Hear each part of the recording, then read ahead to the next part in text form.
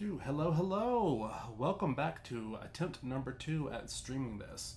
I tried to stream it earlier, but for some reason the connection just was not connecting, and yeah, so we closed that down and then absolutely killed it. So here we are, going for attempt number 2 at trying to find out if Gavin Newsom is actually worth our vote in 2028. I, admittedly, do not know crap about Gavin Newsom or his leadership in California or his history within the political atmosphere. And seeing as he is probably going to be the 2028 presidential nominee for the Democrats, as of right now at least, we should probably look into him and figure out what exactly we are getting ourselves into. Because I've heard a lot of criticism about him on the right, and I've heard some Democrats and some libertarians also giving their opinion of him, and I really just don't know what to think about the guy. All I do know is he is currently being really funny on Twitter, and that's pretty great. But are we going to just vote for a guy who's funny? That's where we're at. Who can go toe to toe verbally with Donald Trump. In case you aren't aware, I typically do vote Democrat. I'm sort of like a center left guy, or center left, left to center, whatever. I vote Democrat mostly because I don't vibe well with the whole right and their religious connection. How they just seemingly are super cool with their, Christian nationalism, which is really sketchy to me. I mean, be a Christian if you want, but when you start trying to, I don't know, add it to laws and add it to the government, it really skeeves me out. And so, if they continue to do that, I will probably never vote for a Republican. Also, chill out with the gay and trans stuff, honestly. I mean, because they're really not hurting most people. They're just, there are weird people in the community, but it's not the majority, and it's definitely not really worth the juice for the squeeze, if you know what I mean. So, going into this, the top criticisms that I've heard about Gavin Newsom, one is that his response to the Palisades fires was inadequate, and he had a big role in the Palisades burning, which doesn't make a whole lot of sense to me, considering that he is the governor of the whole of California, and the governor typically delegates the responsibility for the areas to the mayors of the specific areas, or the leadership of the areas. Now, from my understanding, currently without doing any research, is that he issued a state of emergency, which allowed the mayors and whatever to be able to, act accordingly and to, do the things that they were supposed to do. Is that true? I have no idea. Also, another criticism is to the Getty family, which I guess is just a rich family, and I guess the criticism is that they helped fund him and pretty much gave him the seat to governorship, whatever. I don't know if that's true. I also don't know if that's such a bad thing, in consideration that it seems like every politician has connections that lead them to the positions in which they end up in. I mean, the president of the United States. Okay, so the signal is dropping again. This is what happened last time. Let's see. Open studio. What we got going on here? Sorry guys, we are doing some... Am I gonna have to okay. What did we do last time to fix this? Video stream. Video. Place count is okay. General.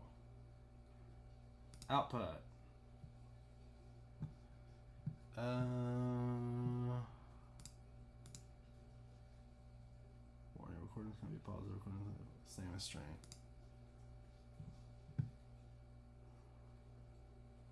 Audio bitrate 160. Audio video encoder. Is it still not doing it? Okay, now it seems to be doing fine. Okay. Okay, cool.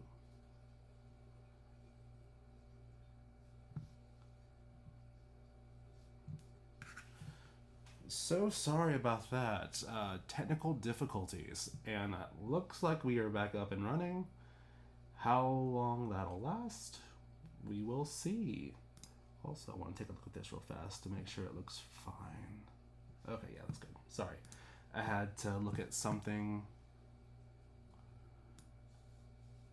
on a different window. Where was I?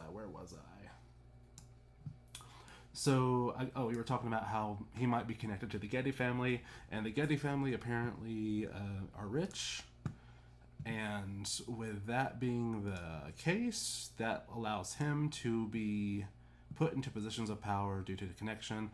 And then our president also seemingly gets a pass because he's Donald Trump.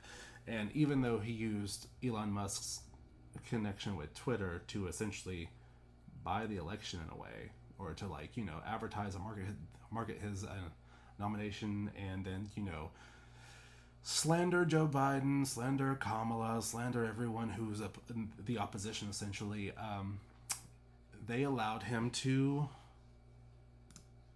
get the vote, which I guess fair game, because it seems like, again, everyone who has connections uses their connections. So I don't know if that's really a criticism that we can use against them. Another criticism is that California has a homelessness crisis, and I guess the criticism with that is they've been given so much money and that there's been nothing done to end the homelessness crisis. And I don't know, again, I don't see Gavin Newsom actually going down to every single one of these shelters and these programs and everything and holding their hands and telling them what to do with the money. Again, he is the top, and he delegates all the responsibilities down to the people underneath him, and whether things get done depends on the leadership underneath him. And then it just trickles down from there. So is Gavin Newsom supposed to, I guess, take audit in every single cent that's being spent in California, when California there is so much money running through California at any given time that I guess, what was it, 20 billion or something, that could easily just be let it go up in a smoke and no one really ask any questions. So again, does the responsibility of that fully fall on him? So, see, what's another criticism that we can make? During the 2020 pandemic, there was that time he got caught at a restaurant when the entire state was on lockdown. Now, that was pretty shitty, if that is true and if that's what actually happened. If he was caught out in town while everyone else was stuck at home, then yeah, that is a little shitty. But also, I don't know the full story. I don't know if you know the full story. Maybe we can Google it and see. And the connection is down again. Now it's back. So I don't really know what's going on here and why it keeps breaking. It's probably because my husband is playing Fortnite. That's no fun. That is no fun at all. let's see. Take a look at the health of my stream over here. Okay, cool. All right, so when I Google, let's see. When I Google the top scandal for Gavin Newsom, here's what pops up. Gavin Newsom's most prominent early scandal involves directing San Francisco to issue marriage licenses to same-sex couples in 2024, which was against the state laws. And yeah, I heard him talking about this on a podcast earlier, like a few weeks ago, and I don't know, like, I think Gavin Newsom was, granted, was it for political, was it a strategic political move? Like, was he, like, did he do it out of the kindness of his heart, or did he do it to try to position himself into, like, an advantageous place to seem more open and accepting just for votes? Which, maybe it's both, maybe it could be both, possibly, maybe, I don't know. Let's see. While serving as mayor of San Francisco, Newsom ordered the city county clerk to issue marriage license to same-sex couples. So was he like the first? Hold on. Let's see. Let me ask. Who was the first person to issue same-sex marriage? Not in Alabama. Marriage.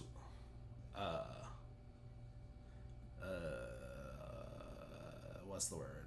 It's the same-sex marriage license.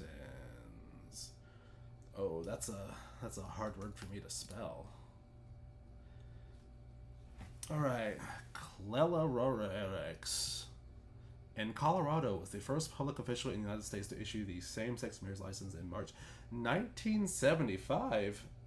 Okay, so Gavin Newsom wasn't the first, but he definitely was one of the first, right? Okay, who is this person? Don't know who she is, but thanks. That's pretty cool. Okay. So I guess Gavin Newsom was like the first person in California. What was the first state to legalize gay marriage? I wonder what that is. Sorry, now I'm going down a rabbit hole, so bear with me, please. What state was gay marriage first legalized? There we go. Massachusetts. What? That's not Colorado or California. And was the first state to legalize gay marriage in the United States, with a ruling by the Massachusetts Supreme Court taking effect on May 17, 1994, following the November 2 court decision, blah, blah, blah, blah, blah. Okay, so basically, Gavin Newsom is somewhere in there. Cool. Good for him. Yay.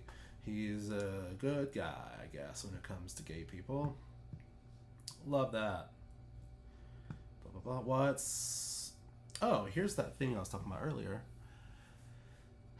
The event. During the COVID-19 pandemic, Newsom attended a private dinner party at the French Laundry, a high-end restaurant in Napa County. The criticism: the dinner took place at a time when Newsom had imposed strict public health restrictions, including limiting restaurant capacity and urging Californians to avoid large gatherings. The incident led to significant backlash and accusations of hypocrisy, fueling a recall effort against Newsom. Okay. Ooh, what is this one? A pair of scandals tarnished Newsom. That's a lot of words. I don't know if I want to read it. Oh, that's so many words. Can I tell Siri to read it? Oh, that's too much. Nope, not doing it. Expose it. Okay. This is something cool. Reform California. What is this? What is this website? This article was created by Dylan Martin on July 11th, 2024. As calls grow for President Biden to leave, blah, blah, blah, blah, don't care, Biden's out. Okay. the highest cost of living in the nation. California has the highest cost of living burden in the Gavin Newsom. In fact, our attendant the cost of yeah, okay. I mean, this one's a little dumb, to me at least. Maybe there's some validity somewhere in this, but California is one of those states where to live there, it seems like you have to be rich. And yes, things have to be expensive because everyone wants to go there because they have them. It has the most options for advancement in your career if you want your career to be in like either media or movies, or I mean, I guess that's just media. Like, if you want to be a star, you go to California. And when you have a bunch of stars living in a bunch of places, or not in a bunch of places, when you have a bunch of stars living in one place, all these stars making millions of dollars, when they rise, when they buy property, when they open businesses, they raise the rates and I'm speaking on my ass a little bit here, but it just seems like when rich people all congregate in one area, it raises the cost of living because everyone else wants to be around the rich people. Also, where there's the most opportunities, people want to go there. So it's like the law of supply and demand. Yes, it's expensive because people want to be there. And if you want to be there, you gotta pay. So yeah, it's expensive, obviously. Oh. For example, news policy that's possibly $2 per gallon in 2026. What? Okay, soaring crime. According to a recent report by the U.S. Federal Bureau of Investigation, the FBI, you could have just said that, the crime rates in 2022, while nationwide crime had gone down, California's crime rate is consistently spiking and went up in 2022 by a staggering 13%. I mean, I guess there's some explanations for that. I mean, we were still going through, I guess that was the tail end of the pandemic, really. I mean, 2020 it ramped up. 2021 was like a little bit chaotic. And then it started dying down in 2022, but I'm guessing the echo effect of the ripples sort of just, rippled. Yeah, what else does it say? The passage of Proposition 47 and Proposition 57 in California are key drivers of the increase in crime rate over recent years. These flawed propositions tied to the hand of law enforcement crackdown on crime, reduce many penalties, simply a slap on the wrist, and emboldening criminals to cause and repeat offenses. Okay, I think that's the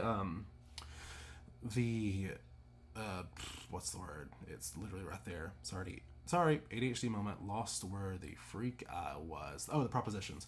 So I think that's to do with the fact that the police weren't allowed to go after people who didn't do specific crimes, I guess. Like, if they didn't steal like a certain value number of items, then they were allowed to just like leave the stores and like leave the area. And so that just caused people to repeat over and over again, because if they weren't stealing like, $8,000 worth of stuff or $10,000 worth of stuff or $1,000 worth of stuff, I'm not sure how much it was, then they could just essentially come in, take it, and then leave without any sort of repercussion. And that is silly. And I'm guessing, so the crime rate has gone up. Does that also mean, is that mostly repeat offenders, or is that like number of individuals committing crimes? Because I know that there was the roaming band of like teenagers who would like do flash mob-esque theft. So that's a little weird and crazy. So this is, I guess, in a way, maybe some valid criticism, but again, that happened over the whole state of California, and then I'm assuming it was up to the the mayors to interpret, perhaps, or were the mayor's hands tied due to these propositions? Because again, Gavin Newsom's up top, and then it trickles down to all these other leaders who are over their cities and over their counties and over whatever. So maybe that one is a valid criticism. Number 3, the worst homelessness crisis in the nation. Despite California spending over $24 billion on homeless prevention programs from 2018 through 2022 alone. Interesting. What happened between 2018 and 2022? I think that's the thing that we talked about earlier. Would that affect things? Probably. I'm assuming those programs weren't really up and running during those times, but maybe they were. I don't know. I'm not in charge. California's homelessness crisis has gotten far worse under Newsom's leadership. From 2007 to 2022, homelessness nationally has fallen 10%, but it has increased in California by 31.6%. Okay. I have a little bit of a conspiracy theory. Maybe not a conspiracy theory, but when I hear that, what I hear is all the homeless people from other states migrated to California. And maybe more people became homeless. But also, California is it is an urban legend, or it's just like it's very well known that California has some of the best weather in the entire country. In the dead of winter there, I think you can still sleep outside comfortably, maybe a little chill, but it makes sense why people, if you wanted to be homeless anywhere, you'd probably want to do it in California. Also, something that I've noticed in my own life is that all the crackheads who I know by name, who I have actually sort of grown up with, they all seem to be moving to California for these sobriety programs. Like, at least 8 people who I know here in Alabama who have been in and out of jail, fighting sobriety, fighting to maintain some sort of like living, some sort of, they want stability. But for some reason, I guess Alabama's laws and standards just are not conducive to that. So what I'm noticing is that all these 8 people that I just mentioned, they've all moved to California. And now I don't know what has fully happened to them on that side of the country, but seemingly on Facebook, because we're still friends there, we grew up together, went to high school, college, blah, blah, blah. Seemingly, they have gotten their shit together. They've gone through these sobriety programs there. I think they are allowed to be California sober, which means they can like be sober from all substances, but still smoke pot, maybe. I don't fully know, but I think there's a reason why California's homelessness issue is while the numbers are growing. It's because everyone is migrating there because they have the best weather and they do have programs that actually help them. It's just you have to work the program for the program to work. I mean, that's a quote I think in AA, but you have to work these programs for these programs to work, and you're not just going to show up, you're not just going to dump money into these programs and then just magically make people sober. That's not how that works. People have to want to become sober to become sober. Right? So, yeah. What's next? Wait, where were we? Newsom is using the flawed housing first approach, which claims that the homeless individual having a home will cure their problem. This approach fails to address the root cause of most homelessness, addiction and mental illness. Okay, fair. But also, literally he's trying to address the issue of homelessness by giving them a home, because you can't be homeless if you have a home, right? That's I'm a little hee hee ha ha there, but again, you cannot force someone to get sober if they do not want to be sober. You cannot fix someone's mental illness like that. You can't lock someone up and fix their mental illness. That's not how that works. Most mental illnesses can't be fixed anyway. They can be managed. They have to be taught how to manage their mental illness. And I'm guessing that there are programs there that are already in place to help people with that in California. And Gavin Newsom's it seems like is just offering another avenue for success, right? Maybe. I don't know. What else does it say? According to a study by the American Journal of Community Psychology, 75% of chronically homeless individuals have a substance abuse or similar mental illness. Okay, that's still 25% that don't, and 25% still pretty high. But under Gavin Newsom, California state regulations ban the funding from giving to homeless programs to enforce rules like no drug use or require mental health treatment. Wait, hold on. Under Gavin Newsom, California state regulations ban funding from being given to homeless programs if they dare try to enforce rules like no drug or mental health or require mental health treatment. Okay. Wait, what? What? So it's like a catch-22. So the California, okay, again, are these Newsom's regulations, or is it all the peons underneath him who have created these regulations? Maybe he approved them, but so you can't give funding to these programs if they tell the person that they can't do drugs and they can't. I mean, so basically they can enter those homes with the mental illness and with drugs, which again, it's like a catch-22 there, because again, because something tells me if they didn't have these problems, they would have a home already. But I mean, obviously, I don't know. It's such a layered and wild issue that throwing money at it isn't going to fix it overnight. It's not going to fix it over years. I don't know what the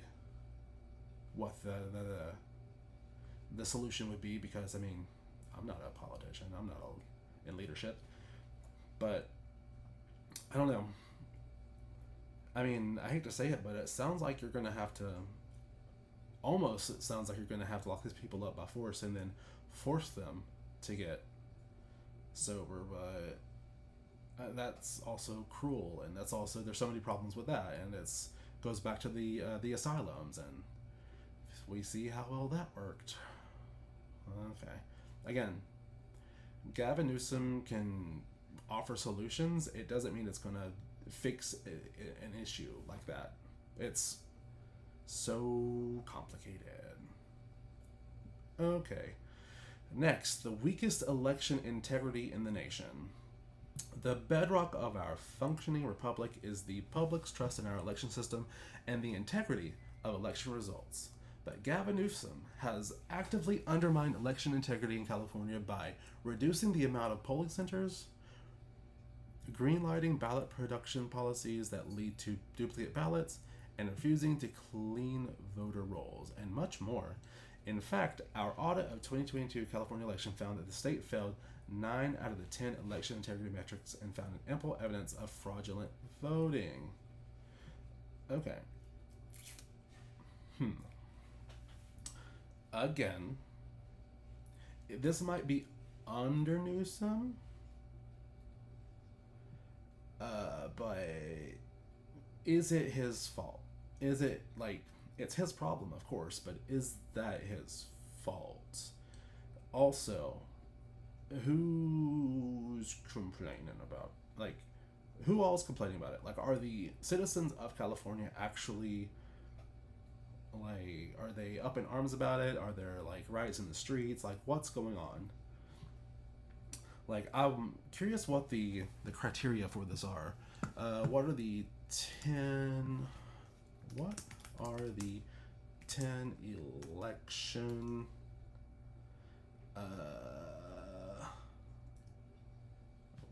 what am I doing?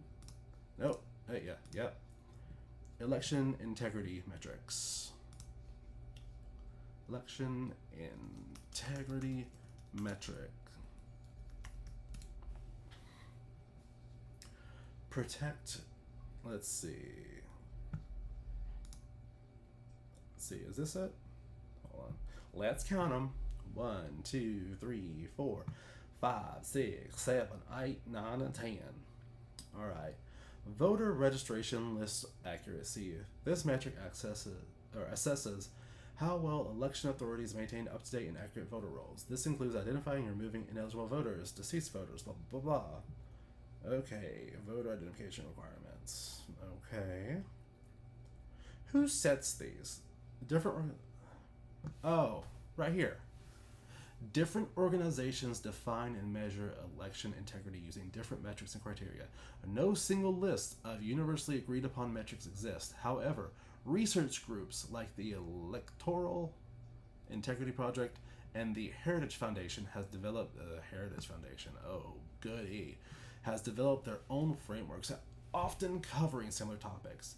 Based on the criteria from these and other reports, here are 10 common metrics. Okay, voter machine security. Like, part of me wants to even say that going over this list is a waste of time because, like, if there's no agreed upon metrics and these are just sort of pulled out of, they're just sort of like gathered and just like, I don't know, either assumed or they're just they just seem like they're the most important things. I mean, if it's not an actual metric that no one has actually agreed upon, no like official organization or federal organization has agreed upon, then I mean, all these things do seem like they are important. Let's see, voter identification, so IDs, absentee and mail-in ballot security. This refers to the security protocols for distributing, verifying, and processing ballots cast by mail. Metrics include signature, verification procedures, secure ballot tracking, and the prevention of illegal ballot harvesting. I mean,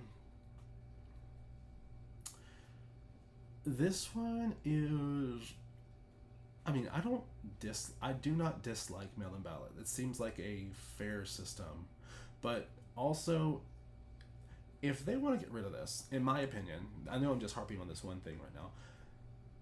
If this is what they want to harp on is the mail-in ballot, then they need to make voting day, like the day that we all vote, a federal holiday that everyone gets off of work for, so that way we can all go and freaking vote. If that's what they want to do, they need to increase the amount of voting stations and poll places. I don't know what they're called. They need to increase the amount of those, make that a federal holiday, allow people to go and vote in person, provide the most up-to-date machines, like the most tech advanced machines everywhere.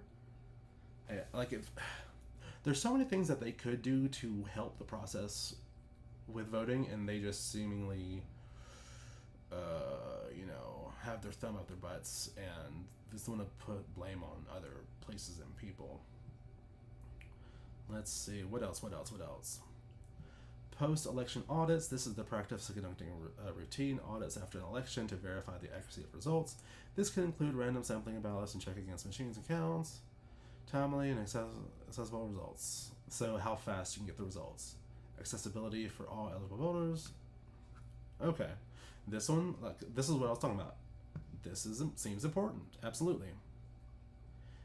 Campaign finance, transparency, blah, blah, blah. Hold on. Let me ask another question here. Since this is all about Gavin Newsom, I want to know who sets the standards for voting day in each state. Is that the right question? Did I word that correctly? For state, federal standards of voting are set by the combination of state legislature and the U.S. Congress. Election administration is largest decentralized, with states having unique laws and local governments often managing practical aspect of voting. So, does the governor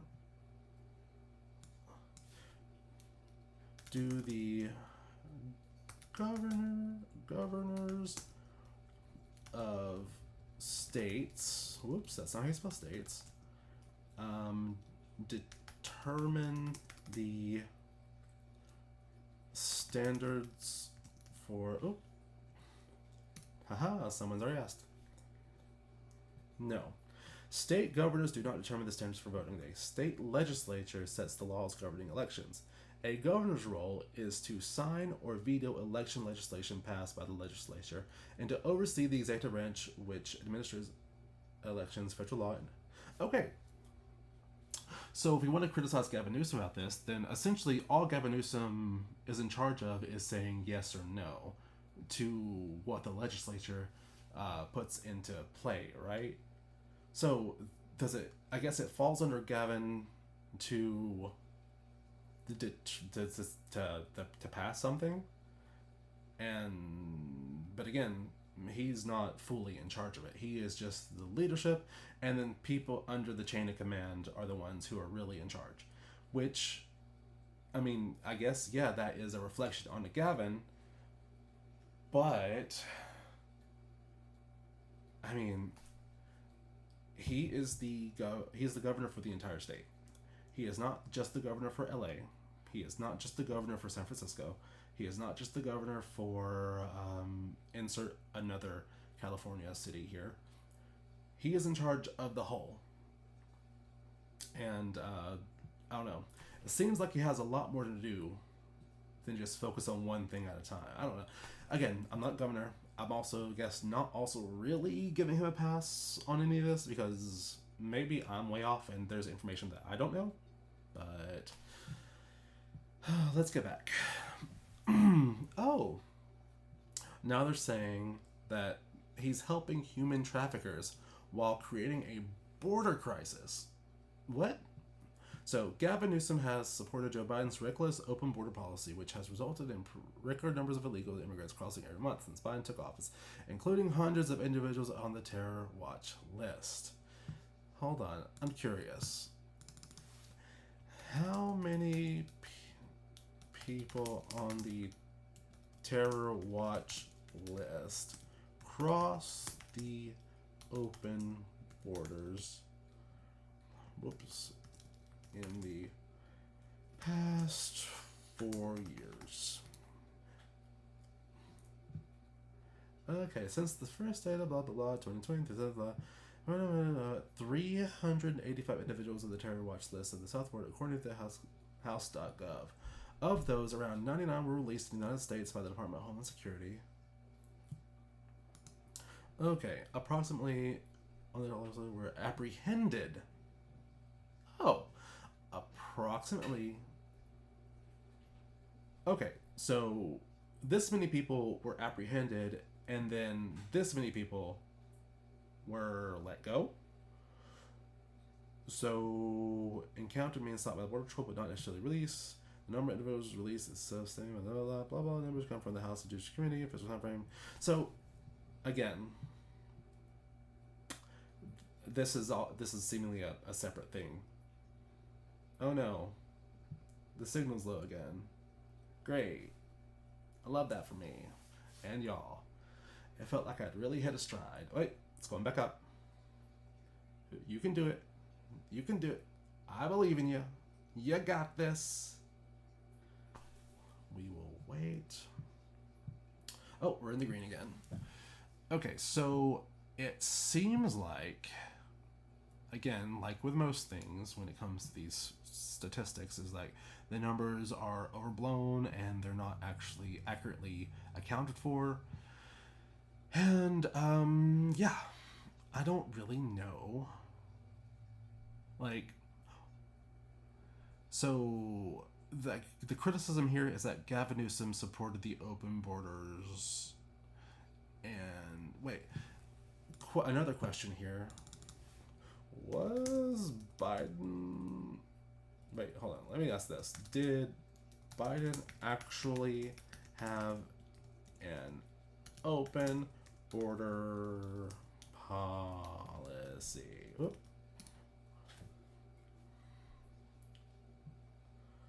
Oh, come on. I want the little summary. I'm lazy. Come on.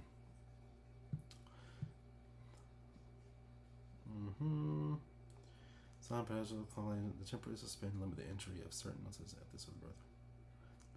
Wait, President Biden signed something that will temporarily suspend and limit the entry of certain non-citizens at the blah blah border.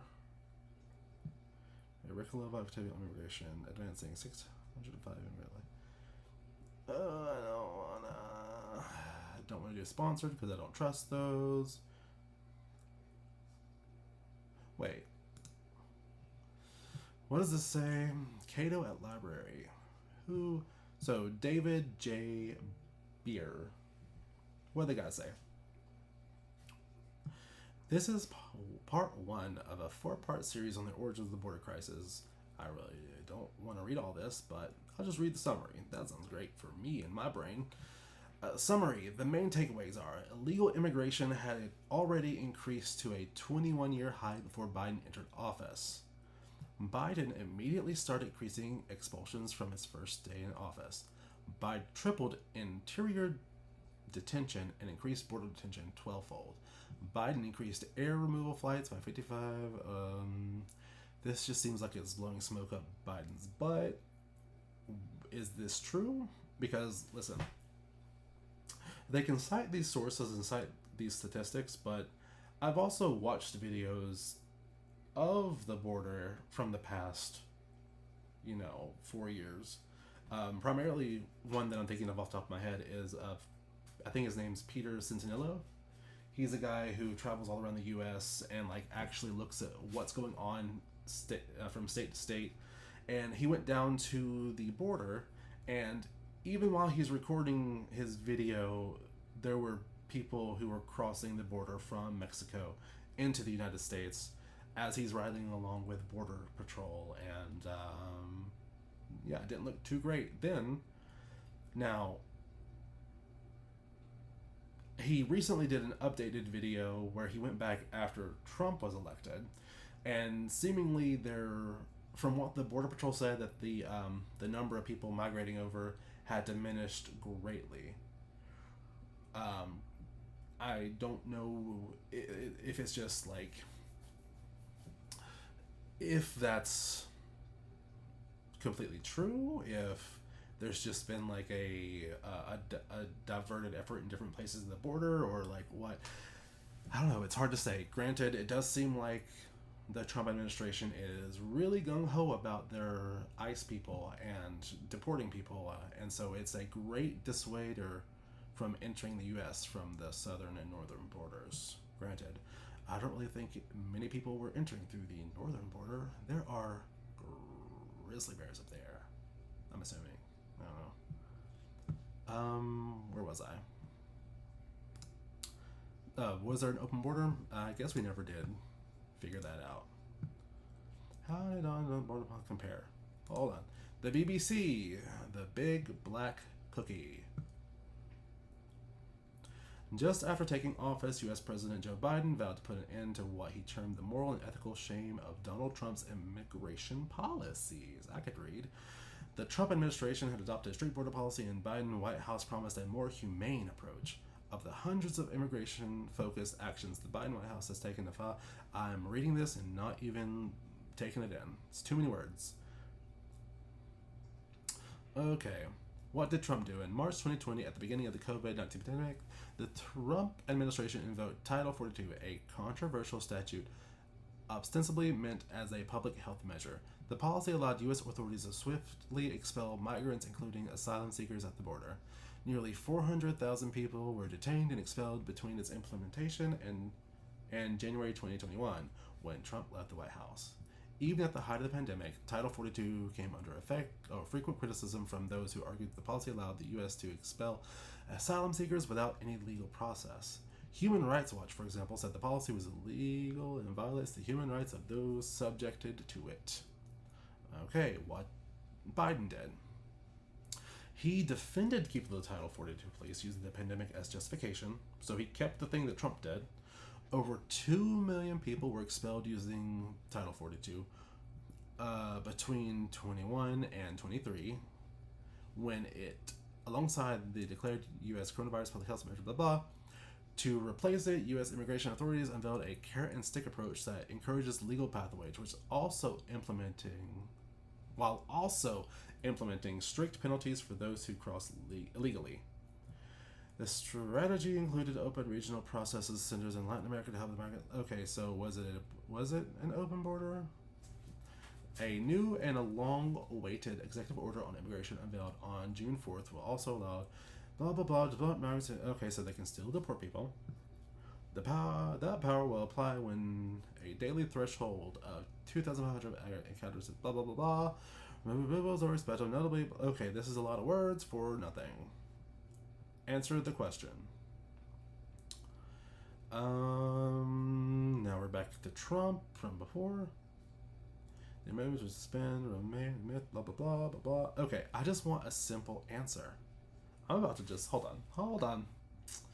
I'm just gonna ask chat because I'm lazy and I don't feel like reading anymore, and it's also about to be time for me to get off of here. So let me just ask chat and see what it says. Did Biden have an open border policy? What does chat say? No. President Biden has not had an official open border policy. That phrase is mostly a political slogan used by critics. Here's the reality. Immigration enforcement under Biden. U.S. Customs and Border Protection, CBP, has continued to arrest and remove people crossing the border unlawfully. Deportations and removals have occurred through priority shifts or somewhat compared to... Deportations and removals have occurred, though priorities shifted somewhat compared to the Trump administration, focusing more on the recent entrants and people with criminal records. Okay, policy changes compared to Trump. Biden rolled back certain Trump-era policies like the Remain in Mexico program, expanded use of humanitarian parole and asylum processing at ports of entry, ended large-scale border wall construction, I just read that and didn't take it in at all. ADHD. So he stopped the border wall construction, he expanded the use of humanitarian parole and asylum processing. So what were the criteria for asylum?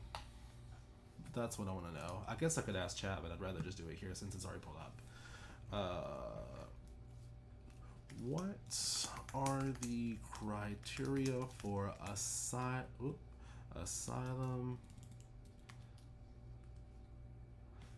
for seeking asylum? Okay. Don't you just love how I'm using AI? I'm so freaking lazy. I guess you can call me a lazy voter, but hey, it's because I have a job, a family to take care of, and so many other things to worry about and to know, and yeah. I'm just your average voter. Let's be honest. To qualify U.S. asylum, you must be physically present in the United States or at a port of entry and have a well-founded fear of persecution based on race, religion, nationality, political opinion, or membership in a particular social group, and have arrived within 1 year of applying, with some exceptions. You must demonstrate a credible fear of future harm or evidence of the past persecution and be able to provide strong evidence to support your case. Here, blah, blah, blah, blah, blah, blah. Okay. So,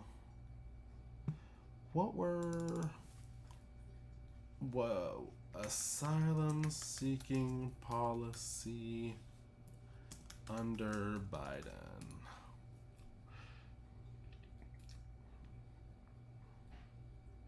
Wait.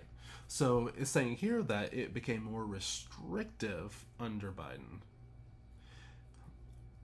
Okay, so then why were there so many people who actually did migrate? I guess I should just ask this. Why were there so many migrants during the Biden administration? Oh, no. I really don't feel... Okay. I don't really feel like reading anything else. I'm going to be quite honest with y'all. I've been streaming for how long now? For 49 minutes. It is time for me to get off here because I need to go and have dinner with my husband. So I'm going to stop it for here tonight, guys. If you want me to continue looking more into Gavin Newsom, which is what we were supposed to be talking about, but somehow we ended on the border crisis. But if I should continue to look into this and I guess supply y'all with more information, um, let me know. Comment down below. Also subscribe. I'm not primarily a political YouTuber, and I'm not really considering this a political stream, but I guess Gavin Newsom is political, and so it is what it is. I just want to know who this man was and what were his criticisms against, what were the criticisms against him. And so if you want me to continue looking into this, let me know. Let's see, I'm gonna go back over here. So if there's anything else that you want me to look into, or if you want me to continue looking into this, let me know. Comment down below, subscribe, like, do all the things. Instagram is Blake Just Blake. Yeah. Y'all have a great rest of your night. I'm getting off of here. And let's do the damn thing, maybe something tomorrow. Alright, bye guys.